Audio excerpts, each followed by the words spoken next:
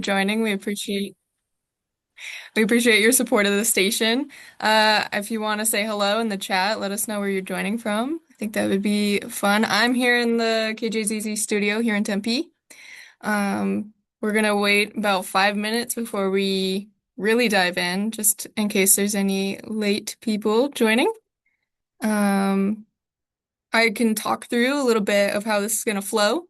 I'm gonna introduce Jesse, his formal bio, introduce the book, and then I have one question for the audience before I'll move into my Q&A with Jesse for about 30 minutes. And then we're leaving some time at the end if you all want to ask Jesse any questions. So please start to think of those if you have any. If not, we might conclude early. All right. So Jesse's in Philly, uh, and a World Cup fan. So, what you were watching the Ghana and which match? This Ghana Panama, and Ghana just scored in extra time, Okay. and it was a pretty remarkable match of not a lot happening. So when they score at the end, that's very exciting. Yes. Yeah, and it's late where you are, so thank you for joining and Oh no, thank you very much for having me. yeah, yeah. How's Philly weather right now? It's cool. It's upper 70s, low 80s, Nice. and it's been in the 50s in the morning. So this is a pleasant reprieve from the heat.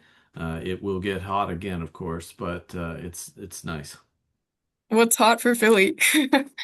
Oh yeah, I mean, we have high humidity. We're more or less a coastal plain from the Delaware River, and so of course, the Atlantic Ocean is not too far away. So we have a little bit of elevation where I am, just outside of the city, but it gets in the upper 90s with very high humidity. So it's hot and humid here. Yeah. It is very warm today. I took a quick walk and could not be out for very long during my break. So, and it looks like we've got a dust storm rolling in as well, potentially. Yeah. All right, we got about one more minute and then I'll start to introduce Jesse. This is my second time reading this, Jesse. Oh, We interviewed you for 10 Across, my previous job, and I learned so much more on the second read. It really needs, yeah, you kind of need to read it twice. Yeah.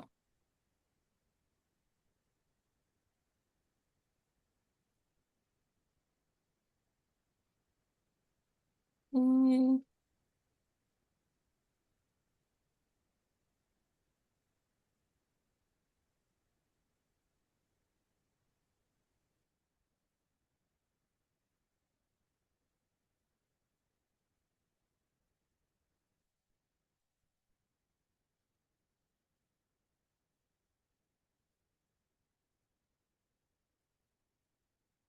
All right. Well, it's 6:05, so I'm gonna go ahead and get this going. So I have a bio for Jesse. Jesse M. Keenan is the Favreau II Associate Professor of Sustainable Real Estate and Urban Planning at the School of Architecture and the Built Environment at Tulane University in New Orleans. Along with that, he's an experienced lawyer and urban planner. His research and advising background is very impressive, being among the first to study the relationships between climate change, real estate, and the built environment. Jesse's work has helped advance the concepts of climate gentrification, blue lining, and the climate intelligence arms race. He's offered guidance on resilience initiatives for the Obama administration's White House Climate Action Plan and has contributed to 3 U.S. national climate assessments. Finally, I just want to note Jesse's has become highly recognized for his work designing a first of its kind economic development and marketing package commissioned by the University of Minnesota Duluth, aimed at climate migrants, potential climate migrants. This work was covered in a 2019 New York Times documentary, which I highly recommend.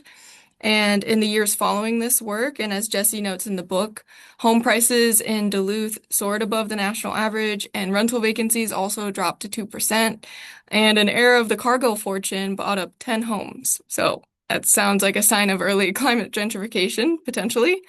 Um, North is his second book. His first, Blue Dunes, Climate Change by Design, chronicles the development of a White House-sponsored mega project designed to increase the New York metropolitan area's resilience post-Superstorm Sandy. So we've got a great amount of expertise with us tonight. We are very happy to have Jesse. Um, and I'm excited to dig into North with you. But before we do, I want to just turn to the audience. I know we didn't get quite as very many responses for the first question, but I'll throw this one out there. It's a yes or no, and you can respond by either reacting with your hand or by typing in the chat. Um, have any of you considered moving from Phoenix due to concerns about climate change? And I'll just see if anyone wants to throw up a hand. Yes. Okay, we have one. Okay.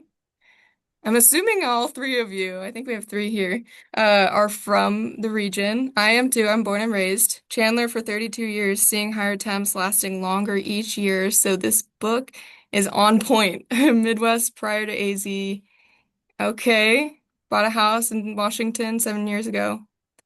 Okay, so you're part of the Sun Belt migration that, you know, Jesse kind of talks about in the book. You probably came here for lower home prices maybe and maybe good weather, and that's sort of changing. So, this kind of leads me to my first question for Jesse. Um, your book repeatedly identifies Phoenix as a sending zone. This is obviously raises a lot of questions for us. Definitely more harder due to growth. Um, and I just want to, so the questions that popped up for me is just what does this look like for the future of our city? Should I not buy a home here? You can get into a doom spiral, right? But from your stance, I know it's hard. Your book talks about how hard it is to predict these things. But what do you think a community like Phoenix should be preparing for? And, what does it mean to be a sending zone? Well, first of all, let me thank you very much for having me, and it's a privilege to be here. I was just in Arizona a matter of weeks ago now, and I really enjoyed my time in Scottsdale and Tempe and Phoenix and the whole area. Quick qualification on the introduction associated with Duluth. We actually were not our research was commissioned certainly by Minnesota, but what we were really trying to do is actually not create a marketing plan for Duluth as this destination area. We were actually testing a pretty simple thesis, which is that if people are going to move to Duluth, how could you capture that population in terms of housing demand? A tax base, a growing population, and invest in sustainable urbanization. And that is invest in downtown, invest in green infrastructure, invest in the city itself so that you don't just perpetuate suburban sprawl, right? So how could we take that momentum and really use it to invest in a sustainable ways? And how could we plan for that population growth in the context of a city that's been shrinking, right? So we weren't there to make the argument or a marketing pitch or whatever. We did marketing level analysis to understand how people connected with Duluth and things like that. But that was not the heart of what we were trying to do there. Oh, So okay. quick Thank you. qualification. So Duluth is a city that's bearing the consequences of growth, just like Phoenix, right? But Phoenix, of course, is just the quintessential 21st century model for growth. Infinite amounts of land, rapid economic growth. Like across the Sun Belt, it grows because housing is cheap, energy is cheap or was cheap. The property taxes are relatively low. There's ease of regulation, non-union wages, you name it, it grows. And now, of course, Phoenix bears the consequences of that unmitigated growth. By all standards, Phoenix is still relatively affordable. And will likely continue to be affordable in the future. But the costs are rising, right? And the costs, particularly in terms of energy and climate, plays a role in that. The costs in terms of water, the costs in the economy of climate are increasing, and that shapes people's um, demand for or preferences to live in Phoenix.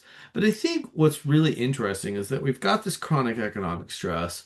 We also have to look at Phoenix in the context of an aging society and understand that there's various population cohorts that have have really launched Phoenix's growth. Although more recent growth was not among, let's say, an active adult or retiree community, earlier phases of growth in Phoenix were driven by an older population on average. And so that older population, which is deeply invested in Phoenix now, is bearing the consequences of extreme heat.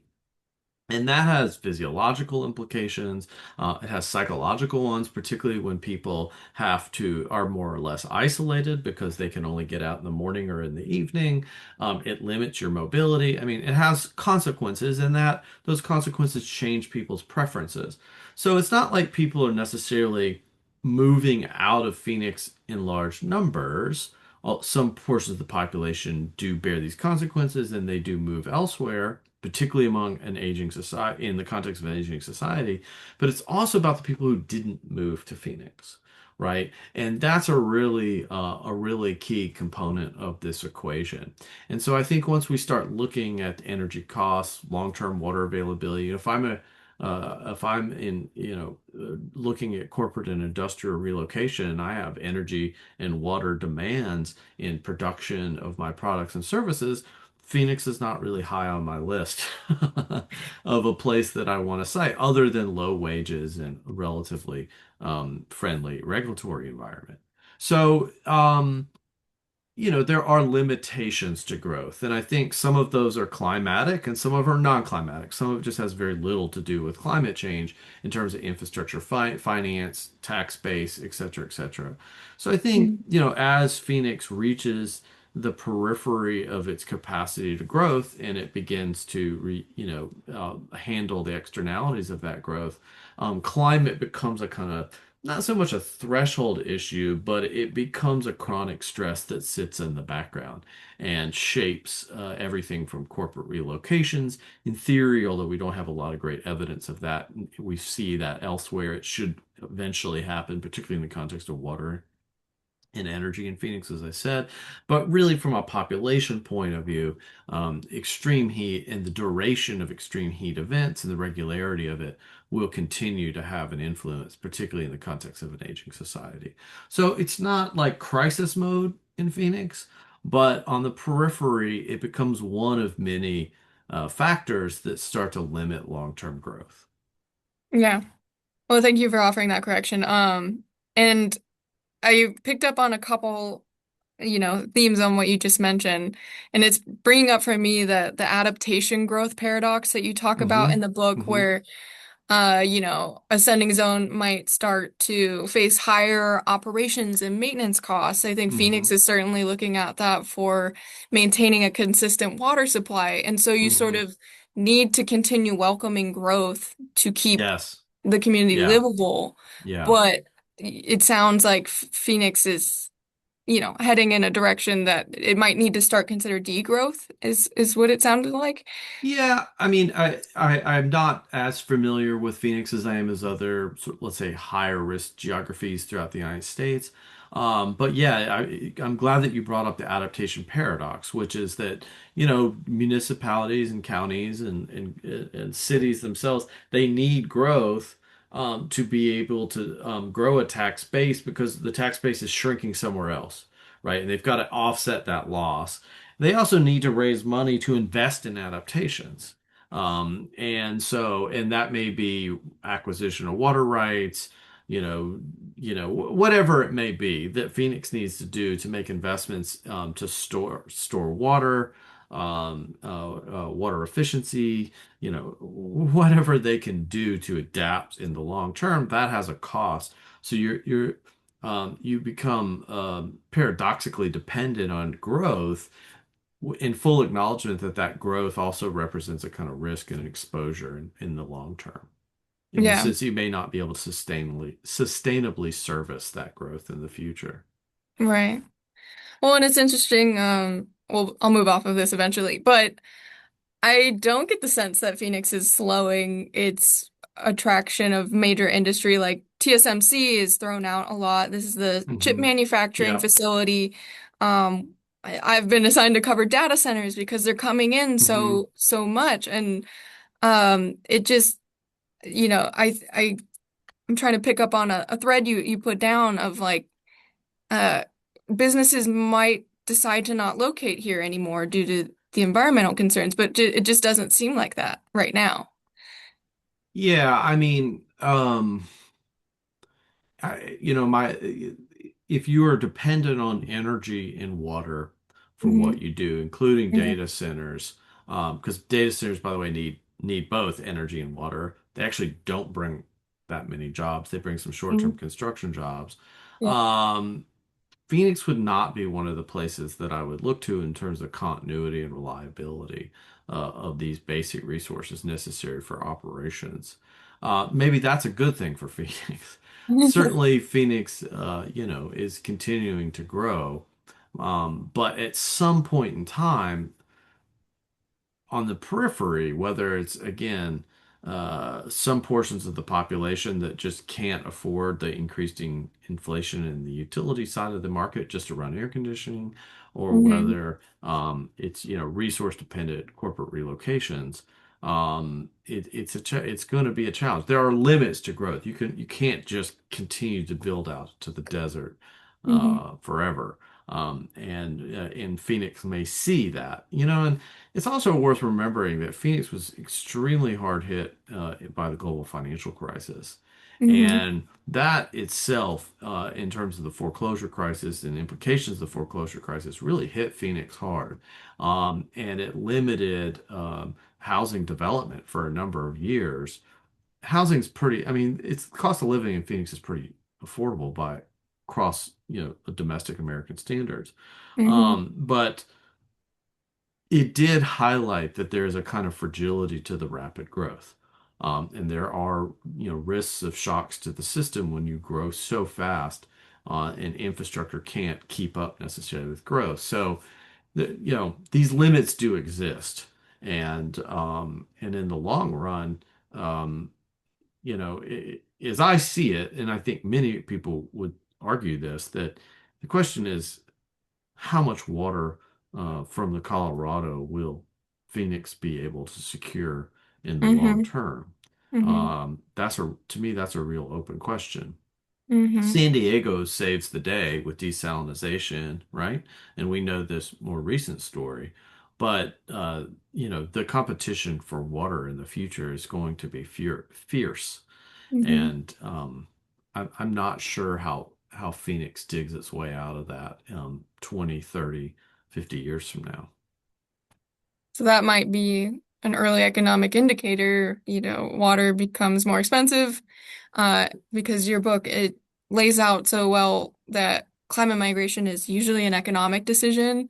Um, and I sort of want to start steering this towards the book and towards more of your background, given that you left New Orleans, right? Like that's where the book starts. Hmm. Now you're living in Philadelphia, so you've made your own climate migration. And if you don't mind, like maybe getting a little bit personal with us, like talk us through the decisions that factored into that move, if climate was involved, or, how you are now navigating living in one community and your work still continues at Tulane, and how you live your life between those two communities. Yeah, so like a lot of people who migrate for different reasons, climate change, non-climate change, people often live and work in two different places. It's more common than I think people realize, particularly with dual income households across the country. Our growth, where the jobs have been, are in this country are in some of the least affordable areas of the country to live. And so we have all of these spatial mismatches between where people live and work, increasingly for a lot of different reasons. We initially did leave New Orleans because of hurricane damage to our home and a massive hit from Hurricane Ida during a point in time when we were expecting our first and only child, and yeah, roof, pregnant wife, these are necessary conflicts, unfortunately. But yeah, it was very challenging. Yeah, it was really challenging to pack up your household in the heat and humidity of the night, few nights before a hurricane landfall, and pack everything you own into all the important things at least into a car in trash bags and try to find a new place to live. Um, there's a emotional stress that comes along with that. It's challenging. I get it. Like I can relate to people in these moments of displacement. Hmm. But the book argues that, there are these moments of displacement. People lose homes, they can't rebuild, whatever it may be. But it's also about change in preference.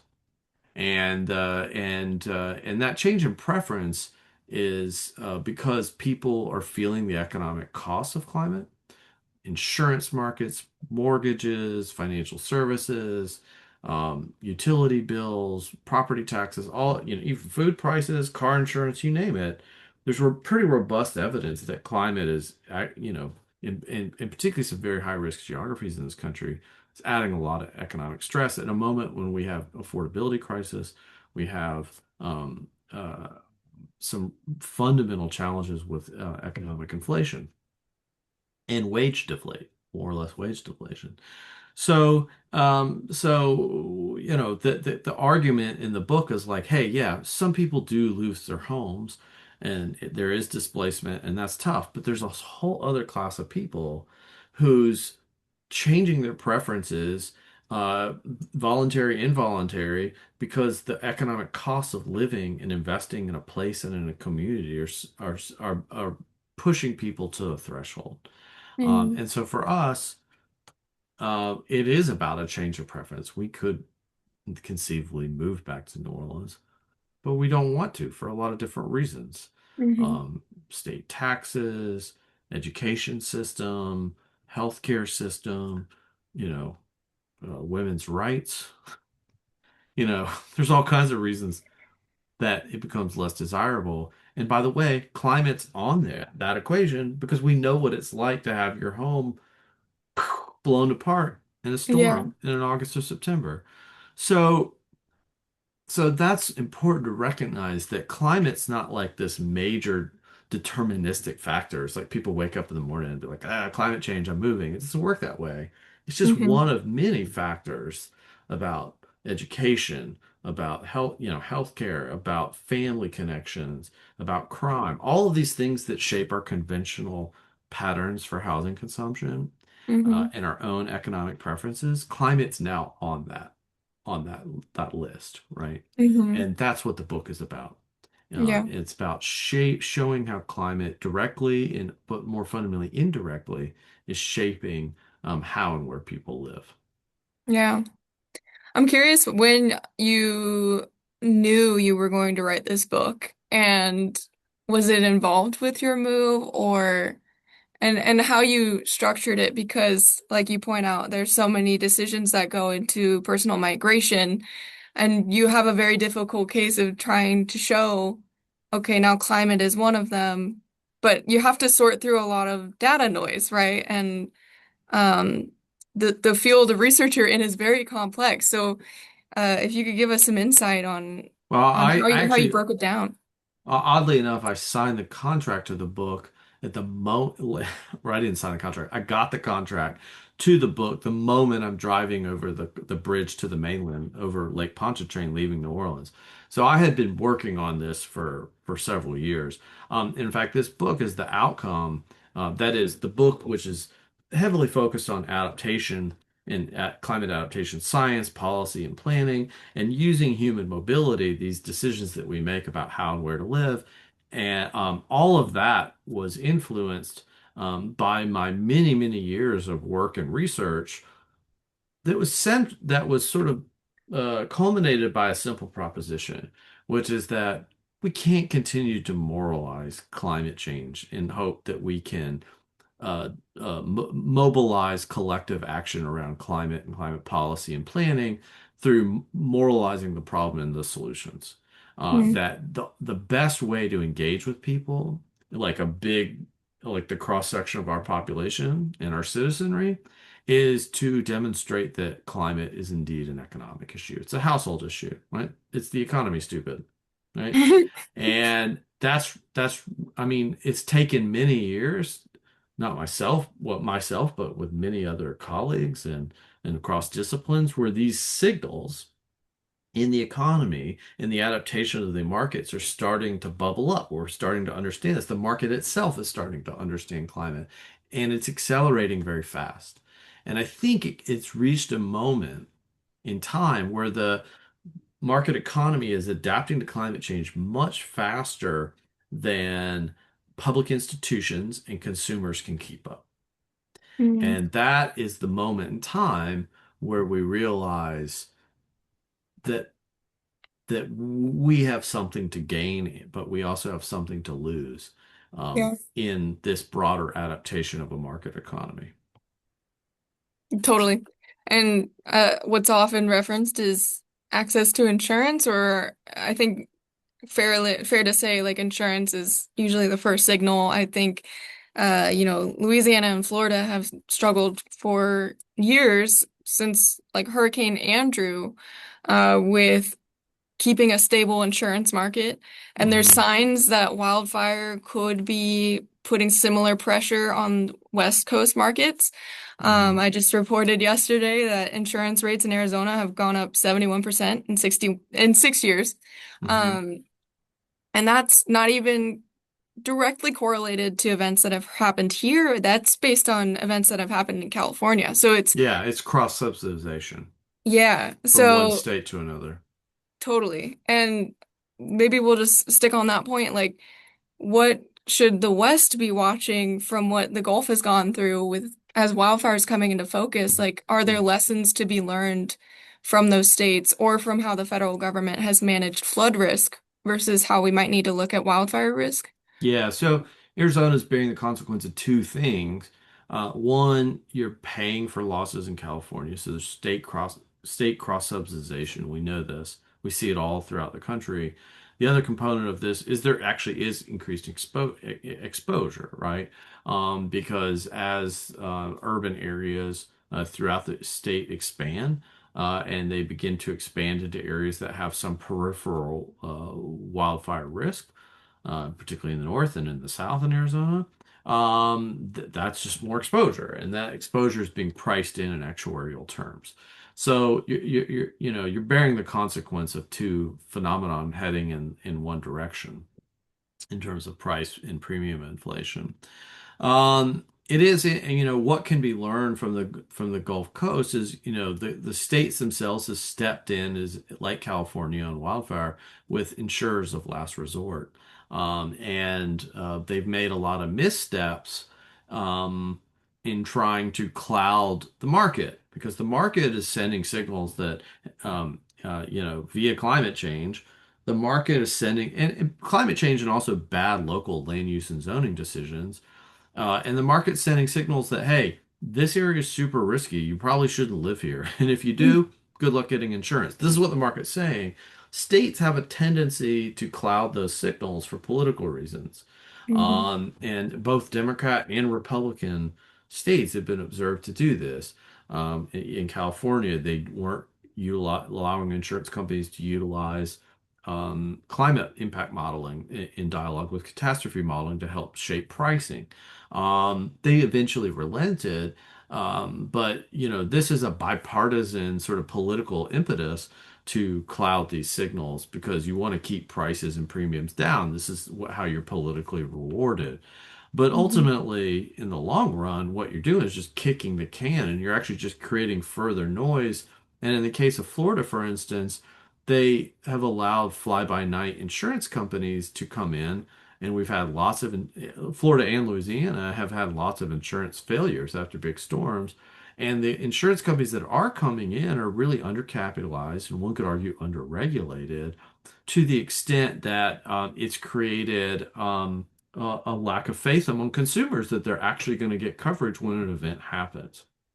Hmm. And that's really dangerous because now the value of insurance, right, dollar for dollar, begins to wane because you lose faith in the process. So what we see is not just physical and collateral exposure throughout the Gulf Coast, but we see a lot of underinsured and uninsured people. And that, by the way, has collateral or has direct implications for a local property tax base because you have a big storm or a big event, and insurance and federal disaster dollars are what prevent these local jurisdictions from filing municipal bankruptcy. Like, really, I mean, the sales taxes from rebuilding homes keeps these jurisdictions alive. They often have huge declines in property tax rolls after these events.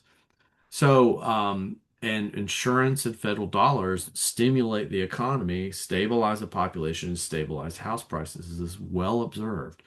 So I think, what can Arizona learn? And just, I guess one of the big takeaways from all of this is don't try to cloud the market Mm. and impose upon local land use and zoning officials and county level officials that, hey, you're in this insurance game too, right? This isn't just state regulation. The decisions that you're making today really do matter for everybody in terms of, where our exposure ultimately is and how that gets priced in for everybody. So there's a lot to be said. I mean, there's a lot of challenges about what we do about hazard mitigation, risk mitigation. You know, Arizona is going to also run the risk of extreme, flash flood risks as well. I mean, we'll see this year, right? Hmm. You'll get some heavy downpours of rain in the coming 12 months likely, and you'll have risks of landslides and mudslides and all kinds of other things. So there's a lot of hazards on the horizon, and these have to be managed by the state with increasingly less reliability from the federal government to support hazard mitigation. So Hmm. ultimately, the state's going to have to take on more leadership, and there's already is a lot, of course. States really do the bulk of public administration in ways that most immediately impact our lives, state and local governments, that is. But the federal government is walking away slowly but surely, particularly as we enter an era of fiscal austerity. Right? Social Security's hit a wall, the dollar's hit a wall. We've got a lot of debt in this country, and our reliance on the federal government to help support and even subsidize hazard mitigation, risk mitigation, things that help sort of stabilize our fiscal autonomy is it's putting us in a challenging position. Hmm. Yeah, your book is very clear that it seems like state and local governments are sort of left to themselves to figure this out. That's right. Um, and I would say well, based on my observations, I mean, more states and local governments are putting out like climate adaptation plans or resilience initiatives. But you're pretty honest, like they're good at telling us what could be coming down the line, but they're not very clear on like strategies or goals at this stage. What do you think is it would take to make these plans more actionable and Yeah. yeah, like Yeah, maybe. so you said I wrote two books. I've actually written and edited a handful of books. One of the books that I wrote, that this Federal Reserve actually bought the copyright to, and you can actually anyone listening can access it for free. It's called Climate Adaptation Finance and Investment in California. It's kind of a wonky it's kind of a wonky thing, but it was work that I had done with the state and for the state on thinking strategically about how do we make adaptation investments? How do we go, as you correctly cite, how do we go from just evaluating our vulnerabilities to actually developing plans and then implementing plans? And how do we strategically implement investments as a kind of portfolio of investments to get the most bang for our buck? And so that book is interesting because it does lay out a lot of different options for governments. I think the best way to think about this, and by the way, a lot of these have been implemented throughout the country. This isn't like pie in the sky academic stuff. These are things that are actually being implemented and have been implemented for a while now. But I guess the best way to think about this is that instead of thinking that we need a centralized kind of climate adaptation plan that gets driven by those people who are like really motivated behind climate and kind of wave the flag, and those types of plans are important. They're strategically important. They're politically important. They do highlight vulnerabilities, and they do highlight some strategic sort of understanding of where we could, address critical problems and how those problems and the kind of hierarchy of things fit into public budgeting. But really, the best way to think about this is that all things that we do in terms of operations and capital investment in a local government have to consider climate. On some level, mitigation, that is decarbonization, but more fundamentally, adaptation. What are the risks and exposures of the life cycle of the asset? What are the things that we can do on in terms of marginal cost investments to promote engineering resilience, adaptive capacity of the assets, like these kind of technical things about how we can get the most out of every bridge, out of every school, out of every pump station, out of every waste disposal. Like climate impacts all of these things in material terms and material degradation in terms of utility or energy cost variability. I mean, there's slews and slews of relationships. We need to calculate that as part of how we spend and plan for revenue and budgeting and capital planning. So it's really not so much about like creating the strategic plan, and that's important. It's really about how, in terms of public administration, everything we do has to think that these investments are for a world that exists today, but many of these investments that last 10, 50, 100 years, like big water systems last 100 years, right? What's the environment? What's the climate? What's the economy going to look like in 50 years? Well, it's going to be different, so we need to plan for that. Yeah. And so this is increasingly being done. And so this is what we call mainstreaming. We're just mainstreaming this idea into all the little things we do. And guess what? There may be some things where climate actually just doesn't play a big role. That's fine. It's not like climate's going to change everything, right? And in fact, climate may bring some benefits in some circumstances, but it's about going through the process of evaluating these things to Mhm. really understand what our long-term liabilities are, and also to understand, where we maybe need to disinvest. So it's not just investment, it's also like, hey, there's some places that are really high risk. It doesn't really make sense to continue to, spend $150,000 filling this road that keeps falling into the sea and it serves two houses. you know it's over designed. We don't really need that capacity. It could go from a 3 lane with a turning lane road down to a single or 2 lane road, right?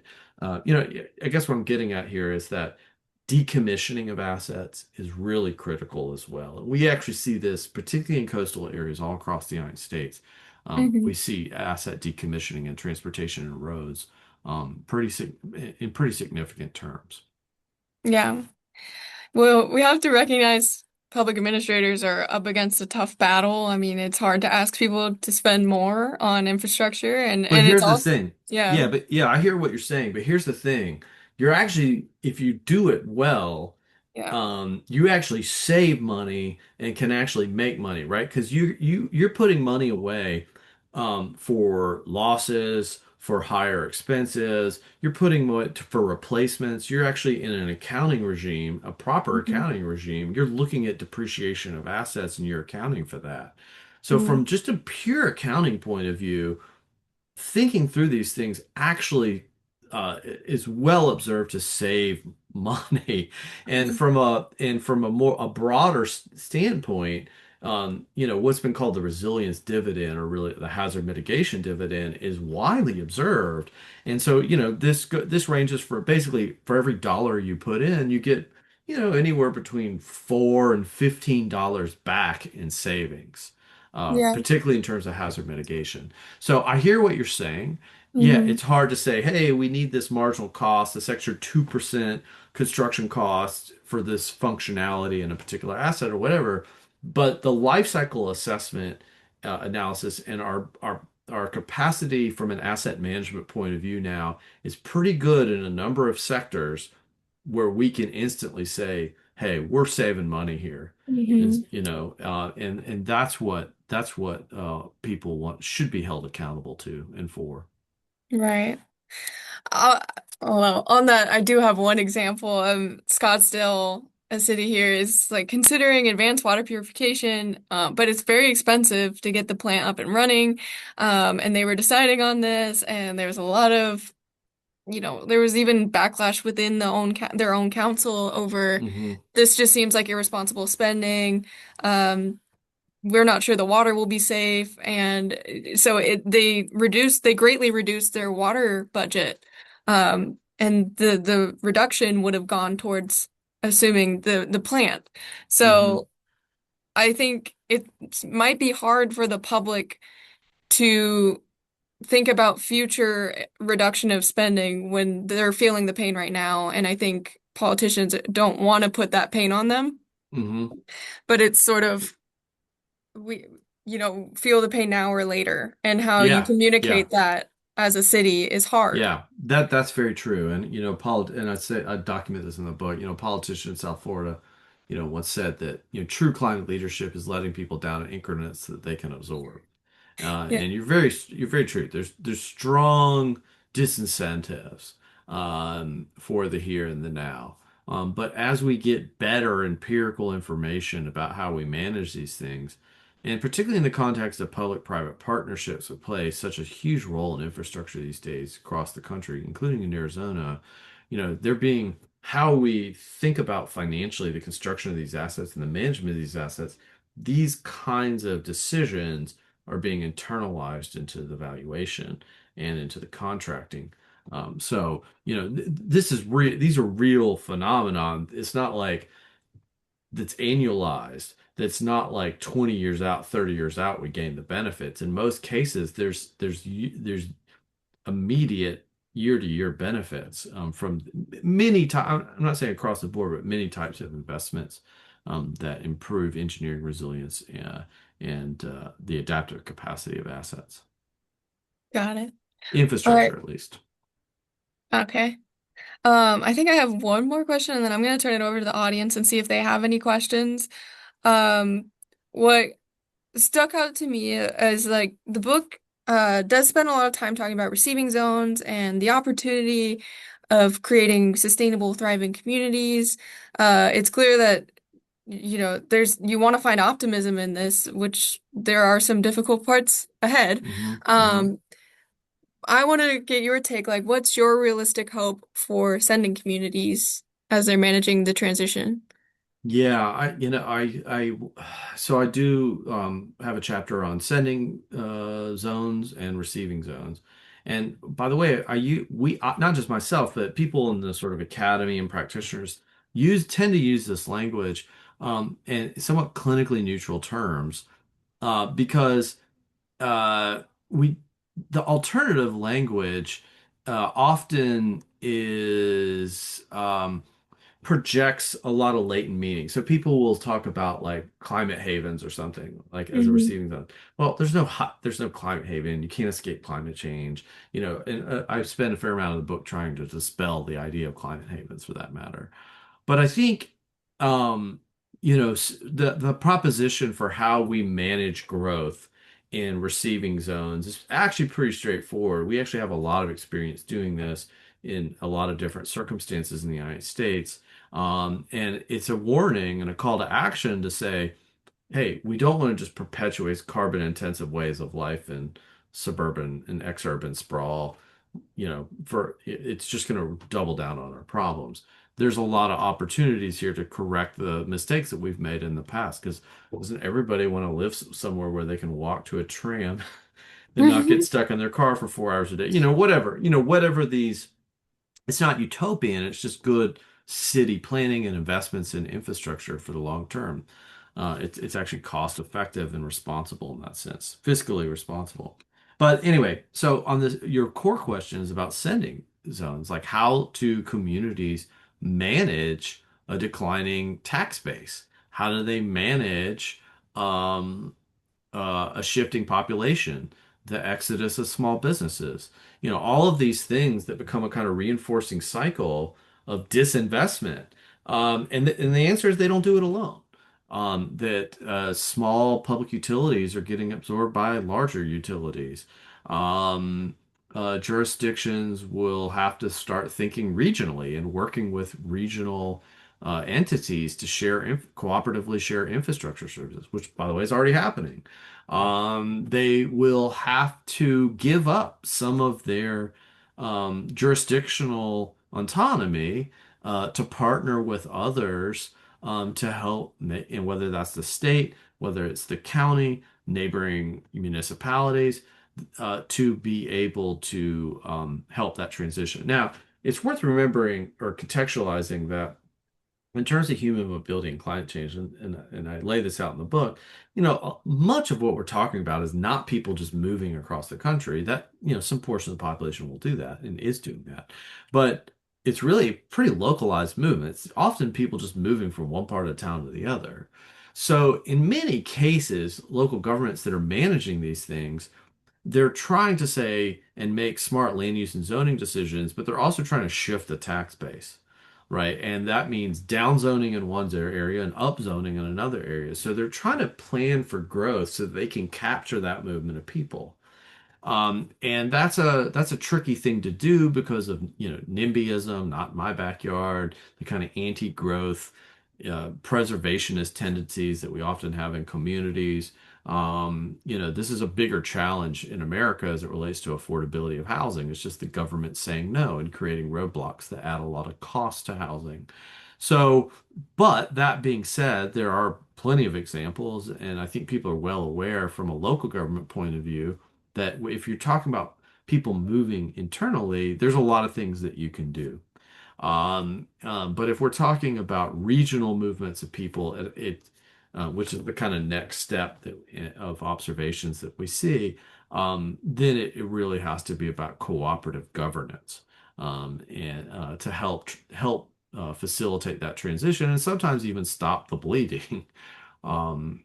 Because what I talk about is the climate doom loop, this idea that you have an exodus of population that brings the tax base down, then the services go down, and then as the services decline, it leads to devaluation, and that devaluation, lowers the tax mills or revenue, property tax revenue even lower, becomes this reinforcing cycle. So it's a challenge, and it's going to require leadership. And no politician is incentivized to stand up and say, "I'm going to help you move." Yeah. It's just not the way that works. But I think we need to think about it differently and to think that it's not an exodus, it's not a retreat, it's more or less a transition. Hmm. And we want to capture where people are going, not just try to keep them and perpetuate an unsustainable status quo. Yeah. I did think it was interesting, like the thought of helping pay people to move or how that would work. But Well, we have, by the way, there's over 200 documented examples in the United States over the course of 150 years where we've moved entire communities, and I'm not talking about tribal resettlement and things like yeah, that. There's a lot of experience with development, community relocation. There's correct. also, tens and tens of thousands of home buyouts that have been executed in just the past several decades.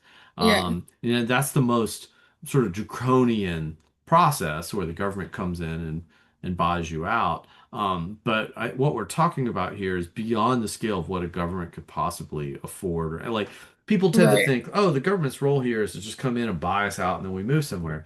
Well, that is maybe has happened historically in very limited circumstances in very, very, very kind of immediately high risk areas, often in the context of kind of life safety.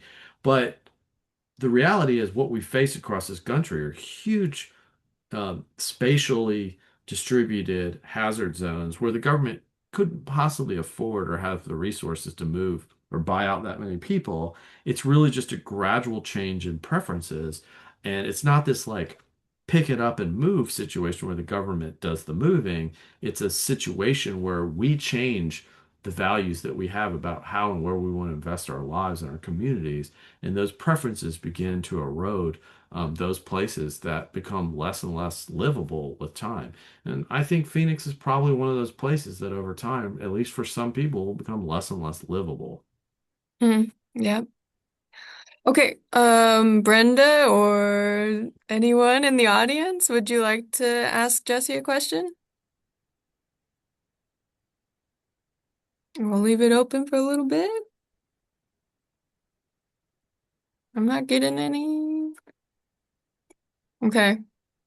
Well, Jesse, I learned so much every time I engage with your work. I was very happy when they asked me to do this. And you're incredibly thoughtful, so thank you for joining us. Oh, thank And you for the yeah. invitation. It's my privilege. Thank you for the opportunity. Oh, here we go. Brandon, we do have a question. The time will come to sell home. Oh, wait. Sell home in Arizona